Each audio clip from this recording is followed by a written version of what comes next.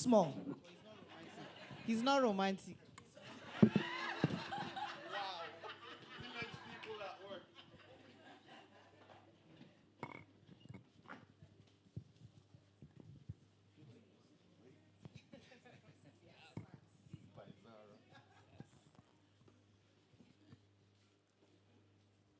All right, everyone, bookish people, IKEA Festival guests, I would like you to all start, with a round of applause for yourselves. Come on.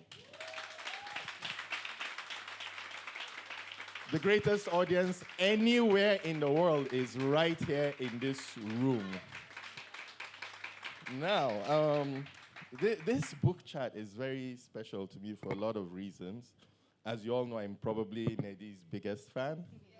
Even though I'm threatened by someone right there, I'm also Umar Abubakar's biggest fan as well. So it's and there's so many points of convergence. So Ellis did not tell me or consult me or nothing about the book chat.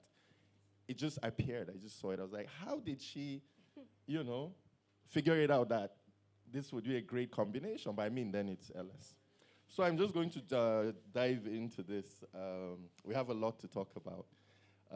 I'll start with Sidi. Your book, The Incredible Dreams of Garba Dakaskus, it's a mouthful, right? It's a quest story, just like Nnedi's book as well, She Who Knows. They're both kind of like quests, right? And what do you think is the appeal in a quest story that made you decide to write it that way? Thank you very much for this question. But before I respond to you, I have a testimony and a confession. Amen. So, and you're my padre, because I confessed before you yesterday. And I think even in Kaduna when we met, Abuja. So, the first time I met Lola was several years ago, on a very high pedestal at the Fuga Theater during the Open Book Festival. I did not meet you. Let me rephrase. I saw you. Yes, and it is incredibly beautiful to be back here on a very high pedestal. This is my first time at Ake, and I feel accomplished.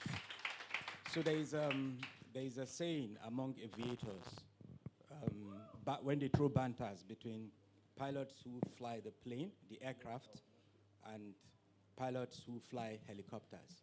So helicopter pilots, they usually say that to fly is heavenly, but to hover, because they're able to hover and remain in one place, is divine. So I've attended several literary festivals. It is great, it is heavenly to be there. But being here feels divine. Thank you very much, man. Thank you.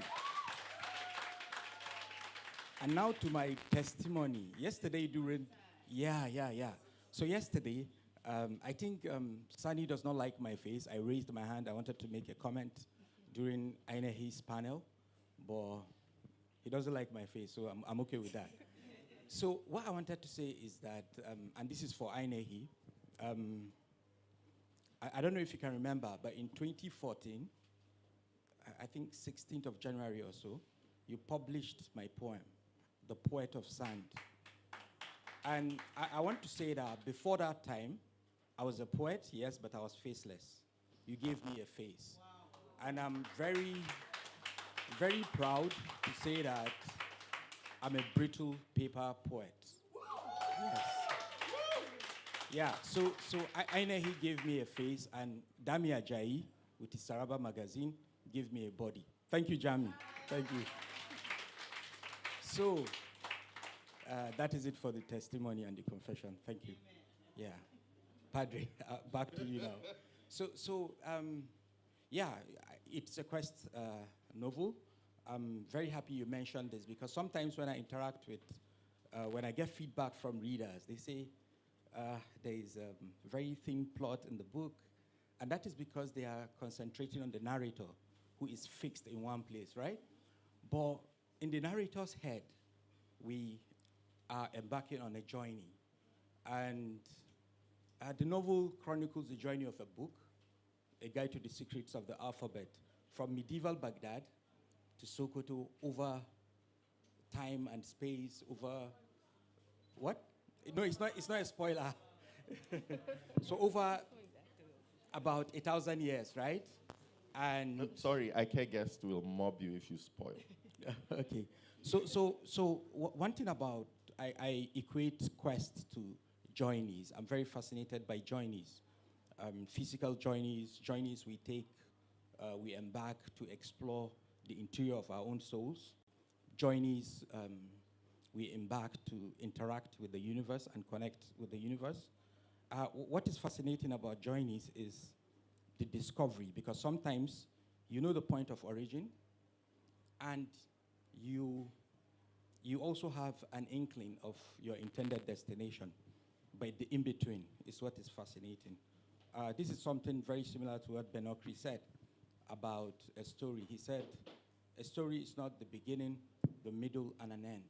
He said, a story is an interval in the enchantment of living. I'm very fascinated with that middle point, because that is where enchantment is sought and found. So for me, writing that book also took me on a journey. I had a map, because I had to move a character, which is a book, from Baghdad to Sokoto. How do I do it? We have to pass through the seas. That wasn't difficult for me. And the desert, interesting part, because I did not want to subject the custodian of the book through a journey through the desert. The desert is very treacherous, perilous. So, as I was researching, I discovered this guy. He's an aeronaut. His name is Ibn Firnas, because the book got to Cairo in the 11th century. And then this guy is an aviator, and he performed winged experiments of flight 500 years before Da Vinci. I was fascinated by the guy being an aviator. So I made him to create an air vehicle where the custodian of the book traveled from Cairo to Timbuktu on that vehicle. And it's one of the most interesting aspects of writing that book for me. Thank you. Thank you very much. How about you, Nnedi? What's it about quest stories that appeal to you? Quest stories. Well, it's, I think from the beginning, from the very first novel that I wrote. First of all, I should probably have a testimony as well. Yes. Woohoo! I usually don't do things like that, but this is not my first Ake. It's not my second either. I think I've been here a few times, and I can honestly say that Ake is my favorite festival. Honestly, and I do a lot of book events. I do a lot of talks. I do a lot of festivals and conferences, and Ake is my favorite. And one thing I will say is that coming here always feels like it's a refreshing breath of fresh air. It's like vitamins to me as a creative that I really need. So every time I come here, I get something that can take me through the rest of the year, because honestly, it just feels like I do a lot of these events and I don't have that feeling at those events. And coming here, I feel something that I carry with me for the rest of the year. So coming here is really important to me.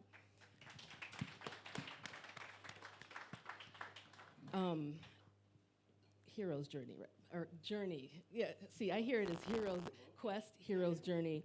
Why is that so appealing to me? It's always, there's something about that structure, that the structure of the hero's journey that has always appealed to me. I think because life in general moves in that way. You start in one place, you get the call to adventure, you deny it because you're just not ready for it, and then something comes along and pushes you onto the road. That metaphor it keeps occurring over and over again. For me, it's like a representation of the way that life moves. And so writing a story in that structure, even though I don't think about it as I'm writing it, I'm not thinking, okay, I'm gonna write this thing like a hero's journey, but it just, stories naturally take that shape because it's sort of like a reflection of life. So I mean, it shows up over and over again. When I look back, when I write something and I look back at what I've written, it just naturally makes that structure. Yeah. Great, thanks. So Sidi, let's start with you. Maybe you could. Sorry, I'm really into this. Could you maybe read just a portion of your book for us, so we could just have a sense of what we're talking about? A tiny portion, please, like samosa size. Okay, I'll be reading from page 206, if you have the book. Now, do you see why I'm berating that imbecile Gutenberg? By God, some books should be scarce. I appear to people differently. Wait, can you see what I'm talking about? An uncouth girl, born of uncouth parents, is hurling insults at me in Polokwane. Give me a second. Aha. You should have seen the look on her face when the book she was insulting suddenly turned into a scraggy, leafless tree with multiple branches of wriggling snake hatchlings, which all at once struck at her left eye, stopping an inch before the eye, before freezing into ice. There is another call from Brussels. It's a boy, a funny one. You know what he did? He looked at me and shouted, if you are what you claim to be, then take me to the land of Prester John. And I took him to the land of the Solomonids. I made him roam the mountains of Abyssinia on a flying carpet, where he saw minuscule elephants, enlightened lizards, flying monkeys, floating mermaids, talking butterflies, and libraries equipped with other self-aware books like me. I returned him to his room with a memento, a sparkling soda light, the size of a monkey's fist. You see, it is exactly for reasons like this that I like to deal with readers individually. Let me tell you a personal secret. Zip your lips, okay? Books like me should not be printed. Thank you.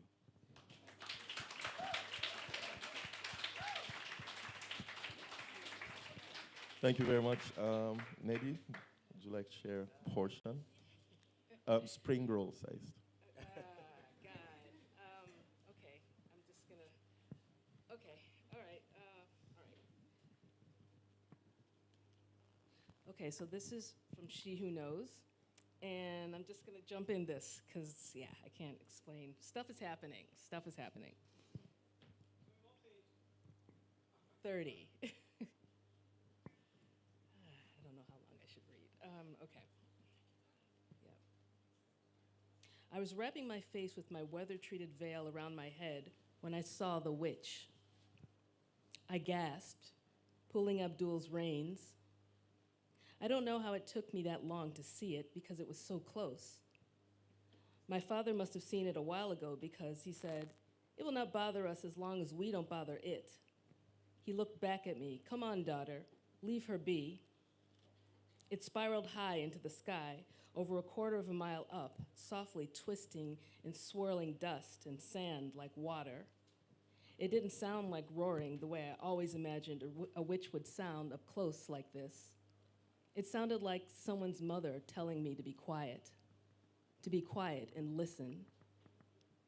I was off my camel before I knew what I was going to do. Some of the sand flipped into my sandals as my feet hit the warm sands. "Jeeb, what are you doing?" my father shouted. "I just want to see," I said. "Papa, it's harmless, right? I've never seen a witch up close." It churned up the sand dune before us, a miniature tornado. It reminded me of the coil of air and water vapor that extended from capture stations when they were pulling from the clouds above. "They are not as weak as they look," my father shouted. He was still on his camel. "Leave it alone." "Shh," it proclaimed. I ran to it. Do not ask me why. I don't know why. It was one of those things. They say that before you are 20 years old, your brain is not fully formed yet, And because of this, you make brash, impulsive, nonsense decisions. I was running from my father and our camels to throw my arms around a witch. As I got closer and closer, my mind kept asking, what are you doing? What are you doing? Stop, stop. I didn't stop. Jeeb, my father shouted. The witch seemed to pause just as I got to it, churning sand and dust. The sound of it inhaling God, the slap of sand on my face, on my exposed hands, the whoosh of air over my short hair. The witch took me. I'll stop there.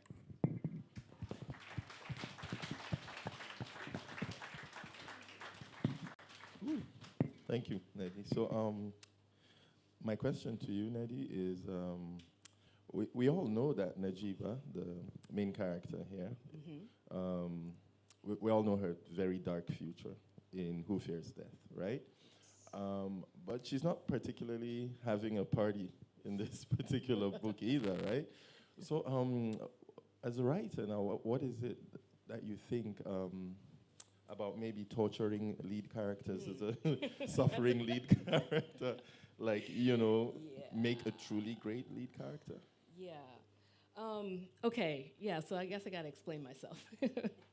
So She Who Knows is the story of Najeeba, and she is the mother of Onyesowu, who is the main character of Who Fears Death. And this is not a spoiler, and Who Fears Death came out in 2010, so okay, you can deal with that. But in Who Fears Death, Najeeba is Onyesowu's mother, and Onyesowu is the result of a brutal rape. It's very graphic in Who Fears Death, and this happens to her when she's 20 years old. She Who Knows it's a novella trilogy, and the first novella is about Najeeba before the events in Who Fears Death, in her teens. And then the next two are gonna be after Who Fears Death, when she's in her 40s. And when it comes to, it's not that I seek to torture characters. That is not it at all. I just knew when I wrote Who Fears Death, it was Onyesowu is a very powerful character already, But when I was writing it, I also marked her mother. And I knew it as I was writing Who Fears Death. I'm like, oh, this Najeeba has a whole story. And Who Fears Death started out as 2 books to begin with. So before I brought it into 1 book, there was a lot about Najeeba already. So I knew her story, and I already knew that she was powerful. It wasn't just that she had a dark past and a dark future. It was that she's extremely powerful, and that's what drew my eye to her as a character. And so over the years, I've wanted to write her story. I knew I would write her story. There was just too much to her for me as a storyteller. Like my storyteller's eye is very attracted to characters like her. There's a lot to her, but I just needed the right time to write her character. And one more thing that I'll say about Najeeba from She Who Knows, when Who Fears Death was in development with HBO, because it was a TV series, it stretches out a lot. And so that made me have to think about these characters in a greater capacity. And if there was one thing that I took from that whole process, was that I needed to write Najeeba's story. Like, I wanted to see it. I knew it was going to be something. It was going to be really deep, really powerful, and I wanted to see it. So it wasn't so much that torturing my characters. That's just her story. Yeah. Thank you. And I really should point out that there are 2 more books coming out. Yes. Telling her story. Can't wait. So Sidi, how about you now? Your lead character is a bit of a scoundrel, right? Maybe rascal, maybe. Yeah. Right? So this is how autobiographical is it? Very, very interesting. And so, if you had asked me this question about, let's say, 2 months ago, I would tell you that there is no resemblance between me and the character. But then... But Yeah, I chanced upon, yeah, so, sometimes you have to change your positions. You think about stuff and all that. So recently I chanced upon an interview with, where Muhammad Mbogasa was talking about his novel, um, The Most Secret Memory of Men. And they asked him a similar question. And he said his answer was, I will say that the main character's experience is my own experience, and I will also say that it is not my own experience. So I am the main character, I am also not the main character. That is what he said. It's a very powerful novel. I saw it here. Even though I had a copy, when I saw it, I couldn't resist to buy a different edition. Yeah, because it is based on the experience of Malian novelist Yambo Oluguyam, who won a major literary prize in France. There was a scandal, accusations of plagiarism, and then he abandoned literature entirely, went back to Mali, became a marabout, and he died. So this guy resurrected him. He wrote a novel entirely based on that experience, and it's very fascinating. So for me, I would say I share something with the main character, and I share his curiosities. Yeah. I think that's about the only thing I share with the character. Sure. I'm very sure because I've never been admitted to a mental home, so that's for sure. No, I ask because your work as a poet, he has quite a large following of followers. and what's their nickname now? They have a nickname. I think they're called Rascals, right? Yeah, something like that. Yeah. Yeah. So, so maybe that makes you a lead rascal. I mean a literary rascal, not like the literal one. Okay, so then let me come back to Nnedi, about the sprawling world you've created in Who Fears Death, which now by extension we're experiencing in She Who Knows. How did you come about putting it together? For me, it's more fantasy than science fiction, maybe 70% fantasy, 30% science fiction. And I really love that mix because it feels organic, if that's a good way to put it. What's a thought process like creating a world like that? How do you put it all together? Yeah, there's a lot to it. There are several books that are linked. So Who Fears Death, and then the She Who Knows trilogy, that one's pretty obvious, and then the Book of Phoenix, which is a prequel to all of it, and then Remote Control as well. And these are, I don't outline. I don't outline, and I don't write linearly. A lot of these, that's why it just jumps around, because it just, my stories and my worlds kind of just grow. They grow from inside to out as opposed to in a linear way. So that's really, I guess that's how it works. It started with Who Fears Death. And when I wrote Who Fears Death, I did not outline it. I didn't know what I was writing when I started that book. I just sat down. Who Fears Death was, I started writing that after my father's passing. I literally started writing it the night of his wake keeping. And when I sat down to write that opening scene where she's looking down at his body and thinking that it doesn't look like him anymore because his spirit has gone, that was autobiographical. And when I was writing it, I did not know anything about this character. But I knew, as I kept writing, I knew that, okay, people didn't like her. There was something that she'd done that was terrible, and she was sort of a pariah. I didn't know any of the answers to that. I knew where she was. I knew she was in the desert. And as I wrote, I knew that this was in the future. And as I wrote, I knew there was technology. So it's like, that was really how it was like a sun rising, where it's shining and it's lighting things up more and more and more as the sun rises. And that's how it's been. And so with each book that I write that finds itself set in that place, even with Remote Control, I didn't know it was in that world until it was in that world. I kind of just wrote it that way. So with each book that I write, the world gets bigger and bigger, and I'm very good at keeping it all in my head. imagining the whole thing. So it's just a matter of, after a while, I can just step into it and then look around. You know, and if I look that way, that's another book that I can write. There's another character over there doing something in that world that's connected to everything else. So it's just kind of, it just grows, and it is very organic in the way that it all came up. Thanks. So, Sidi, how about you now? In your case, I'm thinking more about your story choices, like especially that of locations and names, right? The story sort of followed a certain kind of direction, and by that I mean maybe the Nigerian part is usually more of like the northern Nigerian parts, and then probably in the Arab world. So you see the pattern I'm seeing there, right? So what led you to take those story choices? Okay, this is a very interesting question. I love this question. So, you know my history with Italo Calvino and Orhan Pamuk. So I was writing another novel entirely before this, and then at some point I got stuck. I couldn't progress, so I abandoned it.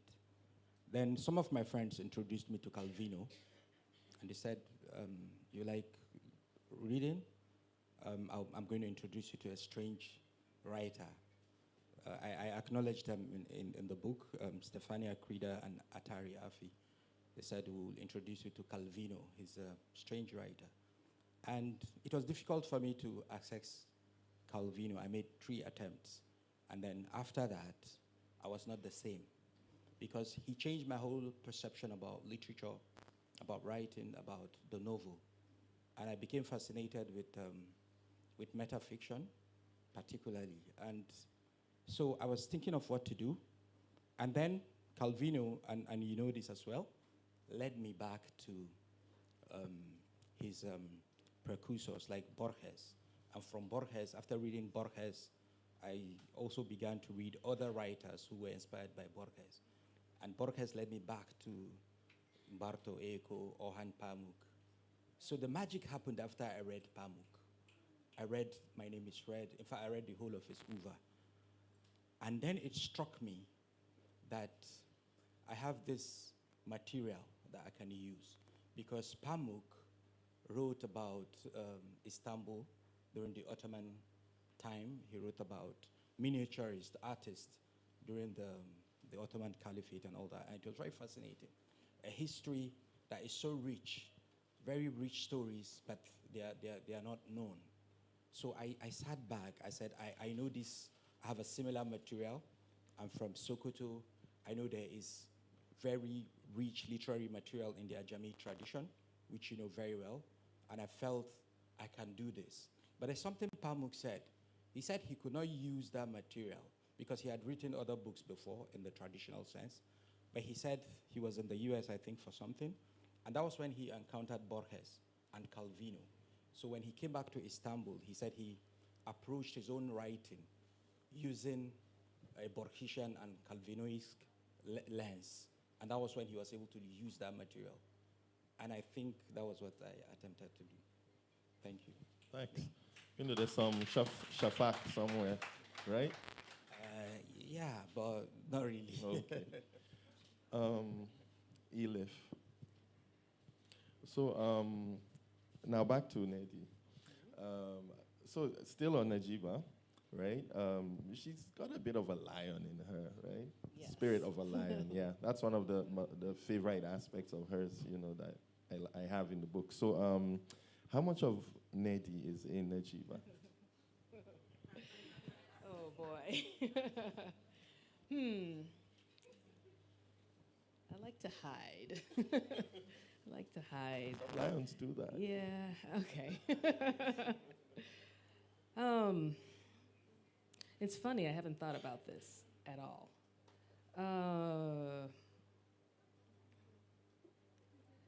I think that, yeah, there's a lot of Nnedi, a lot of Nnedi in Najeeba.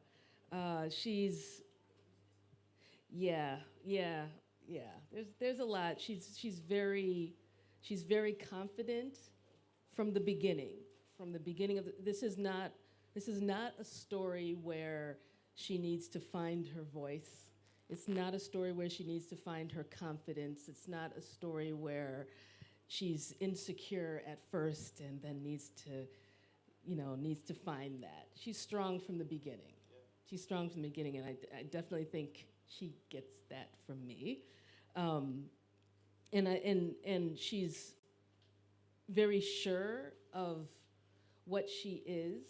Like the story is really more about, she discovers something about herself and she just goes right into it. She goes head on into it, and she's not afraid of it. Even though if anyone looks at what she discovers about herself, it's scary. It's quite terrifying. But she's not, she's not bothered by it. She's not afraid of it, and she goes right into it. And I think I guess you could say that's something that I took from myself, because I've always been that way. That insecurity was never my flaw. I have many other flaws, but not that. So it was nice to write a character who is like that. I don't read enough stories where you have a character who is very confident from the beginning, especially a young, she's 13 when this happens, and she's and like I said, this thing that she can do is terrifying, and she just goes right into it. I love that idea, because it's a different type of character, and it also offers different types of conflicts and different types of flaws that I think are really interesting. But yeah, we do have some similarities. Thanks. So, Sidi, oh, applause. The yellow lanyards are a bit, although it's a mix, so it's red, purple, yellow. Okay. So, Sidi, so now it's about the way you wrote the book. I've always wondered. The first time I read it, I've read it twice, actually, as a manuscript and as a finished novel. And I enjoyed both experiences. And one thing that stood out for me that made it very enjoyable for me is, it's not told, it's like a puzzle, right? You remove this part, you look at something, you turn it behind, there's a shadow being cast somewhere, you look by the side, you follow the shadow. I don't know, it was a very strange but enjoyable experience reading it. I don't know if this question will make sense, but how did you write it that way? How? Like? Wow, this is interesting. I just wrote it. Good answer. I know, but how, right? Yeah, so Yeah, you did something there. I just want to I understand said how. this is interesting because I think I shared this with you. Yeah, so I told you how, and I said it here earlier, when I was writing something and I couldn't move forward. Then I read Calvino and then Pamuk and all that. And then one day, I just woke up and I just started writing. I didn't know where it came from. I wrote the initial pages of the book, about 5 pages, and that was all. The narrative current ceased. I was frozen, and I didn't know what to do with what I had. But it was a very strong, compelling voice. And I asked myself that I had to find out who this narrator is, who this character is that is talking to me. And it took me about 2 years to find out, because I kept interrogating. I said, okay, I think I understand where this narrator is going. He didn't have a name. And what is his story, okay? This is the story he wants to tell. I was seeing the destination over the horizon. Like I told you, I'm interested in the in-between. And then, because I was very conscious about writing something different, there's this saying that if you want to read a book and it is not there, write it for yourself. Yeah, that's a cliche, right? But I was motivated by that because after reading Calvino, I felt I want to read something that will give me that feeling that I felt after reading If on a Winter's Night, A Traveler. So I planned the book, the main points. I wanted to create a book that, a novel that is not just a novel, but but a piece of art. And that is what I do. Speaking of a piece of art, there's something these covers have in common that not many people would know. This and this. It's a stretch. I admit it's a stretch. But I designed this cover and did the illustration, but thank you.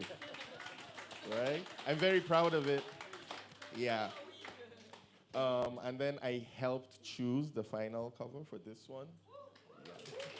Yeah. There was a huge fight. A lot of friendships were threatened. Some crumbled. Yeah, crashed and burned. But in the long run, I think we ended up with a really nice cover. Yeah. Yeah. And it suits the story very well. Oops. L'Oreal, get it. Village people, Zara, that's you. Can feel your evil vibration. Thank you. So I'm going to go back to Nnedi now. I love She Who Knows, like totally love it, right? I can't wait for the others. Now, it reads so cinematically, like a lot of your work, to be honest, right? Is there anything in the works that you can talk about She Who Knows? No. It's Nnedi. There are things happening. There are things happening, but yeah, I can't. Right talk now. about- yeah. Okay. So can you talk about any movement in the direction of screen? Is there anything you can actually talk about? I can talk about Lagoon. Great. Lagoon, my novel, what do I call it? My alien invasion in Nigeria, in Lagos novel. So that's been optioned by Amblin Entertainment, which is Steven Spielberg's company. Yes. Very cool. Spielberg apparently really loves the book. And I am, because I've learned my lesson, I have stories when it comes to development and when it comes to film and TV. I've learned a lot of lessons. And one of them is the power is in the power in the control. You have no control. I mean, you have very little control when it comes to TV and film, but there is that little bit of control is in the writing. It is in being able to write the screenplay, the pilot, or the screenplay. So for Lagoon, and this is something I've learned over several projects.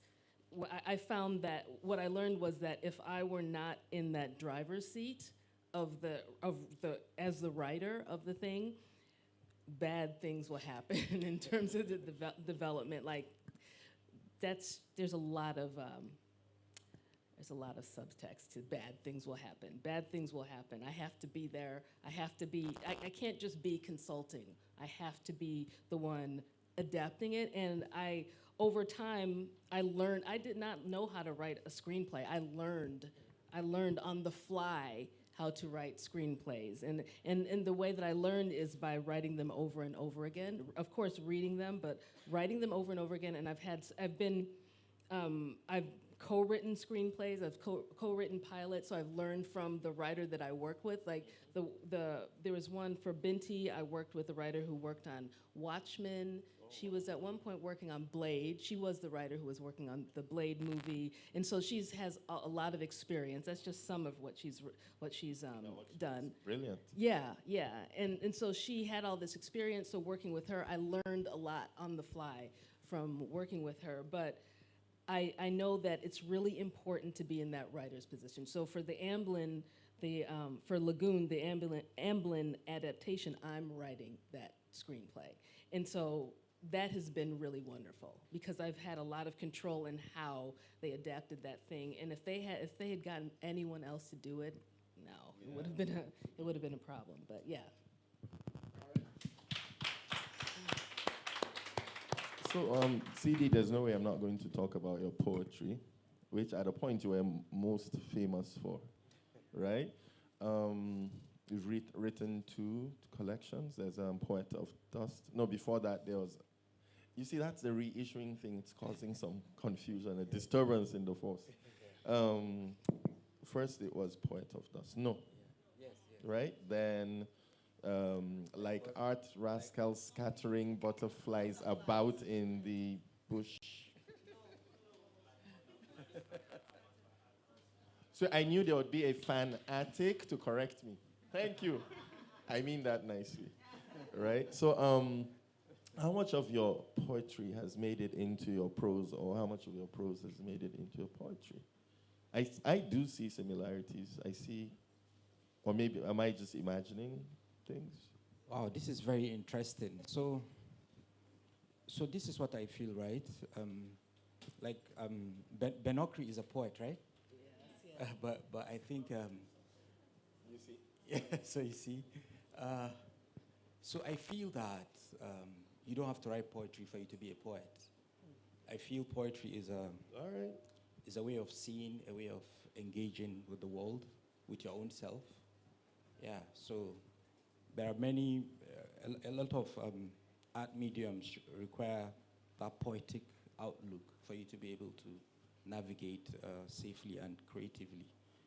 So essentially, I'm a poet, and I will remain a poet. Yeah, thank you. Thank you very much. So there's this question a lot of writers hate, which makes me love to ask.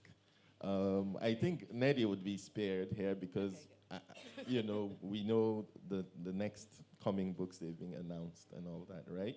And we're going to talk about one of them quickly. What's your next book, and when is it coming out? Okay, this is a very interesting question. I am a very interesting questioner. You asked me what part of me is in the narrator, right? And I dodged the question. So I think there's something in that character. He has a place in his head called Portal of Potential Characters and Ideas and Cabinet of Curiosities, because he's a novelist and he documents ideas, characters that he wants to use in his future works and all that. And then some of them popped out from his head, right? And took over his body and compelled him to tell their stories. So I think something similar is happening to me, because I was working on this novel during Garba Fest, and I mentioned it that I'm listening to a very stubborn woman. Then, all of a sudden, another character just came from nowhere, and you know about her because we've discussed that, and so that is what I am working on at the moment, and I don't know when it will come out. Thank you. Rounding up to the Q&A, get those questions ready. Oh no, not yet. Dolphin, you're so enthusiastic. So this is the first time a lot of you are going to see this book in the wild. No, it's not really in the wild, it's in my hands. Yeah, Nnedi has a copy, of course. It's her new book that's coming out next year. Let me see. It's called Death of the Author. It's really one of the most deluxe books. Dean, like, see, just like, look, see. It's just so beautiful.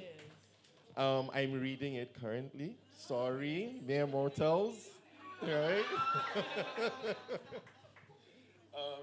It's called Death of the Author, and it's about a character called Zelu, who is, that's all you're going to get from me. So I'll let Nnedi to just like quickly tell us what she can tell us, without anyone getting snuffed at the door. So could you just please tell us about the book? First of all, this book is gorgeous. I mean, and also it has like end papers as well. Yep. And there are like details. There's so many details of the book, of the story embedded in the cover. And there's a reason, Rusted Robots. Okay, so Death of the Author is the most personal book I've ever written. It goes in, and it's okay. What is it about? I'm not very good at describing it. It's a lot. It's part Nigerian American family saga. So it's about this Nigerian American family in Chicago. It does come to Nigeria. Oh, yes, it does. Oh, yes, it does. That's all I gotta say about that. That part is wild. But yeah, so it's that. And our main character is Zelu. She is, so it starts off with Zelu is at the wedding of her sister. She comes from this big family. She's the second child. And she's at her younger sister's wedding. And she's having a great time. And it's in Trinidad. You know, it's a very diasporic book. It's in Trinidad. Her sister's marrying a South African guy. He's Zulu. And she's having a great time. She's so happy for her sister. And also, Zelu is paraplegic. Okay, so she's paraplegic. And she is an adjunct professor at a university. She's having a great time. Then she gets a phone call, finds out she's been fired from her job because she was too mouthy with one of her students. So there's that. And then minutes later, she gets she's also a writer, and her book is rejected by yet another publisher. So she's just in a bad, bad place. And that evening, after she smoked some weed, she's in a nice state of mind, and she's Zelu is special. She's in a nice state of mind, just really low, really low. Her life is falling apart, and she sits down and just starts writing this book. And the book that she had that was rejected was like this literary book with no plot and all of that. It's just, you know, typical literary book. And this book that she started, you know, yeah. And this book that she starts writing is about robots. She's never written anything, she's never written science fiction or anything, but this book that she starts writing is about robots. And this is not giving anything away, but that book becomes huge. It becomes massive. So it's partially about Zelu and her life. And Zelu is a messy character. She's really, really messy. But it's also about post-human robots living in a post-apocalyptic world. Yeah, that's all I could say. Yeah, I was going to say, you guys have no idea what Nnedi's leaving out. It's a lot, yeah. But that's just a taste of it. That's why it has two covers. You know, it has the dust jacket, which is, it says Death of the Author, and that title has a lot to do with this story, and then Rusted Robots. Yeah, quite glossy, right? Yeah. Okay, gorgeous, absolutely. Yeah, thank you very much.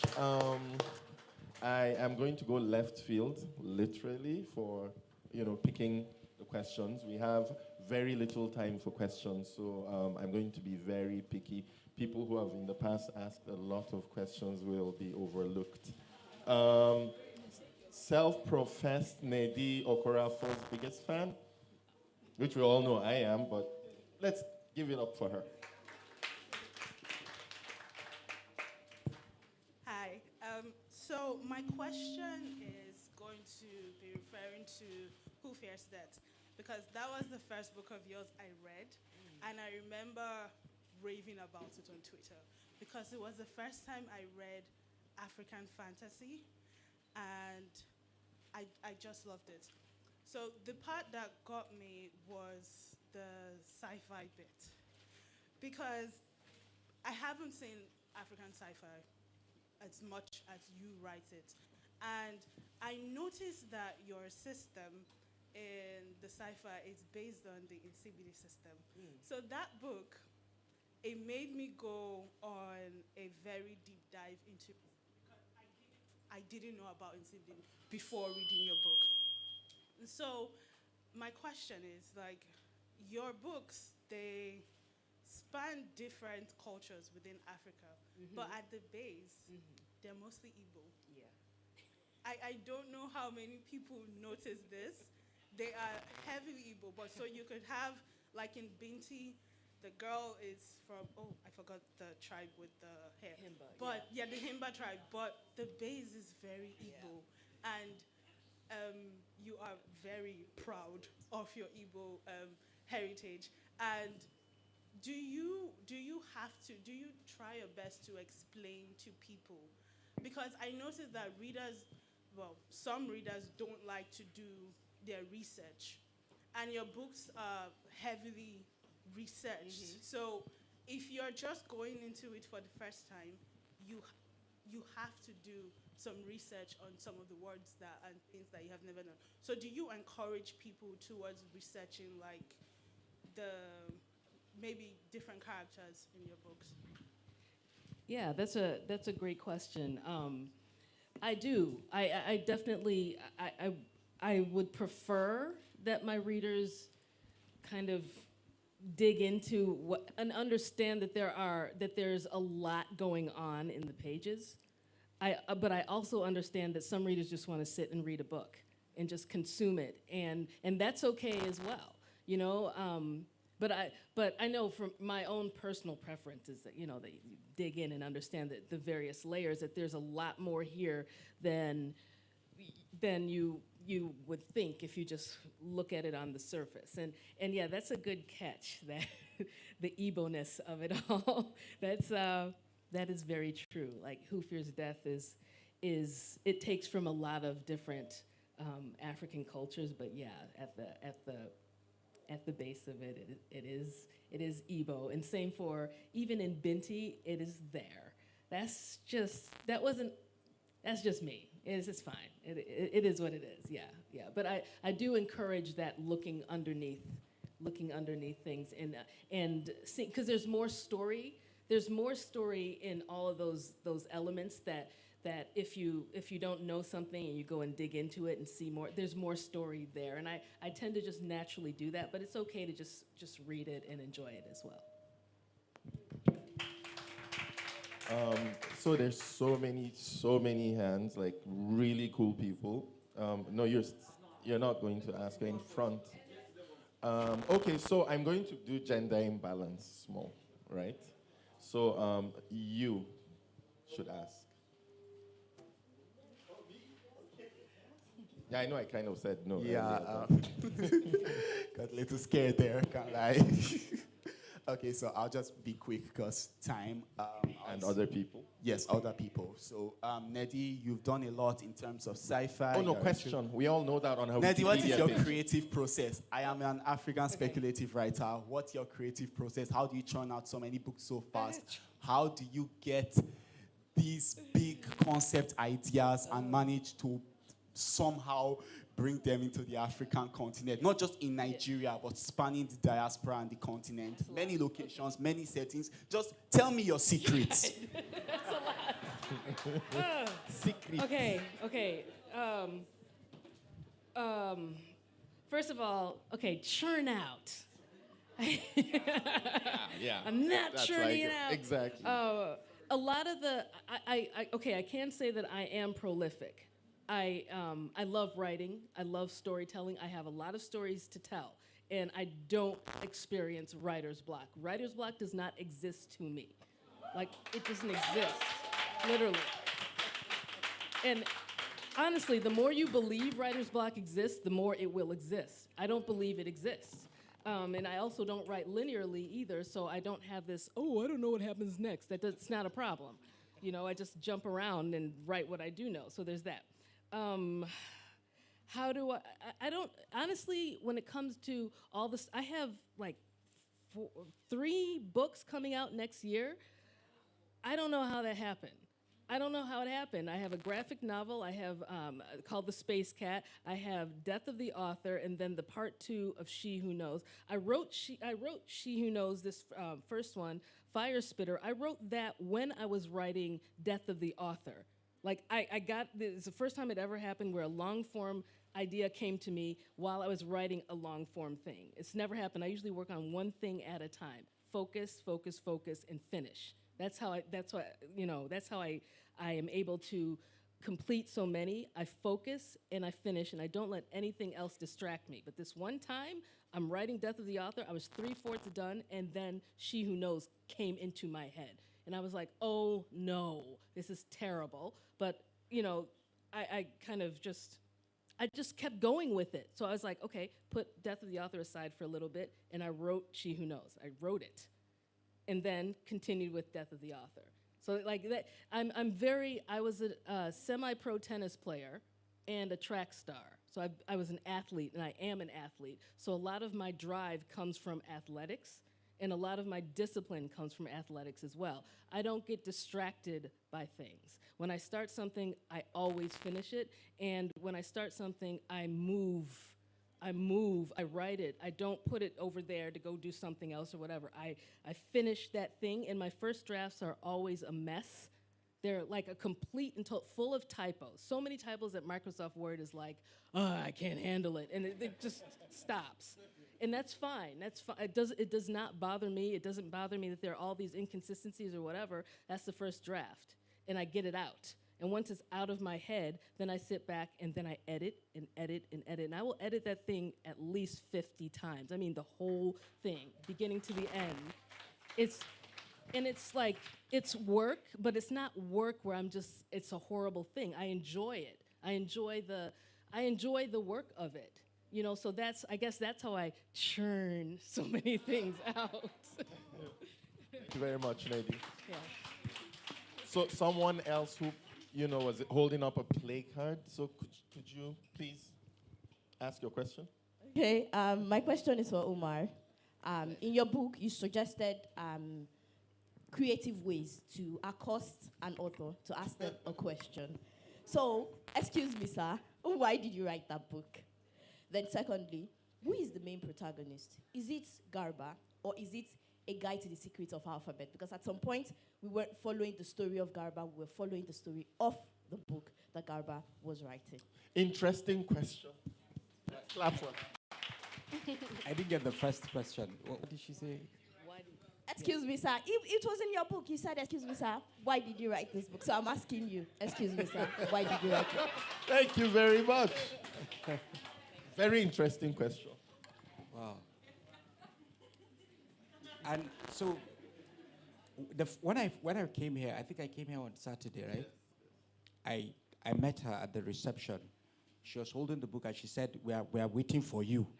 So, and you really waited for me because, well, okay, so, I don't know. But let me just try to say something. I don't know if I'll be able to answer you about who is the main protagonist. Then I'll come back to your first question. Yeah, there is the narrator, Garba Dakaskus, who, if you follow, you may think he's the main character. And there's also the book, A Guide to the Secret of the Alphabet. So I think when I was writing, I was not focused on a main character. I was just interested in telling the story and getting that book where it had to get to. And so I said earlier that I was influenced by Borges. And when I'm fascinated with his writings and with what he tries to do in fiction. And when I finished the book, I also asked myself that question, like, who is the principal character? Who is the main character? Whose story is this? And honestly, I feel that that book is the main character. And I also feel that because there are several other characters, I get feedback that numerous characters, some are redundant, and I said yes, because they are not important. Because yes, they are important in the story, but they are just sketches. They're just there to enable the movement and to help that book. And I think what I try to do also is to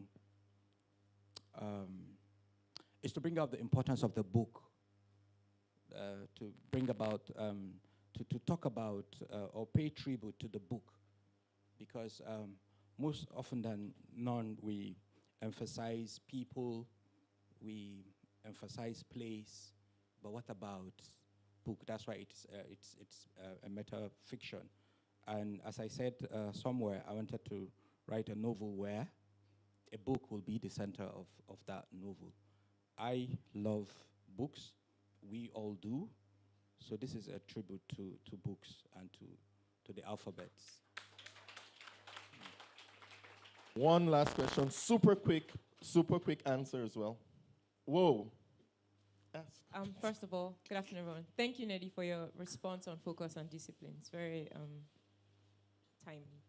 Okay, so my question is for Umar.